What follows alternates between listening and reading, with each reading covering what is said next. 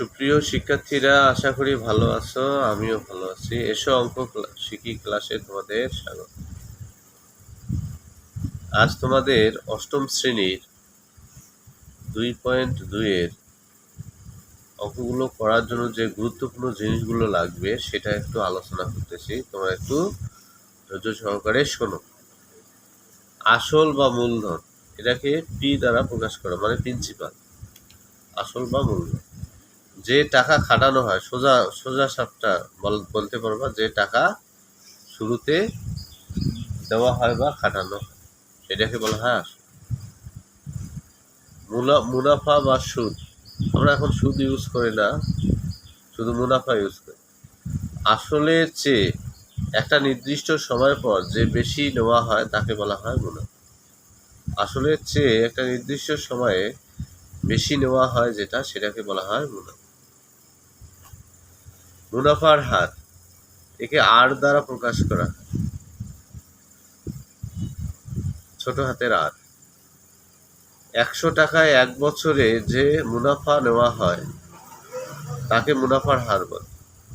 100 টাকায় 1 বছরে যে মুনাফা নেওয়া হয় সেটাকে বলা হয় মুনাফার হার।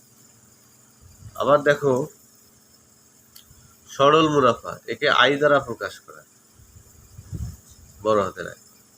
শুধু মূলধনের উপর, শুধু প্রান্তিক মূলধন বা প্রান্তিক মূলধনের উপর যে মুনাফা হিসাব করা হয় তাকে বলা হয় সরল মুনাফা। আমি আবার রিপিট করতেছি, দেখো, শুধু প্রান্তিক মূলধনের উপর বা মূলধনের উপর যে মুনাফা হিসাব করা হয় তাকে সরল মুনাফা বলে। আবার দেখো, সময় মানে সমস্যায় উল্লিখিত যে নির্দিষ্ট সময় থাকে সেটাকে সময় ধরতে হবে, একে ধরা হয় এন দ্বারা প্রকাশ করা হয়। চক্রবৃদ্ধি মূলধন, নির্দিষ্ট সময়ে আসল এবং মানে মূলধন বা আসল ও মুনাফা একত্রে বলা হয় চক্রবৃদ্ধির মূলধন। ভালো করে শোনো, আই রিপিট দিস। নির্দিষ্ট সময়ে আসল ও মুনাফা একত্রে চক্রবৃদ্ধি মূলধন বলে।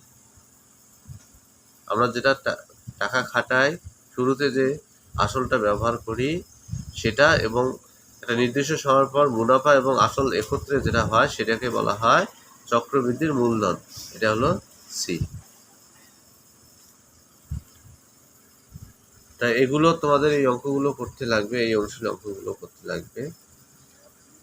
এগুলো ভালো করে তোমরা নোট করে রাখিও।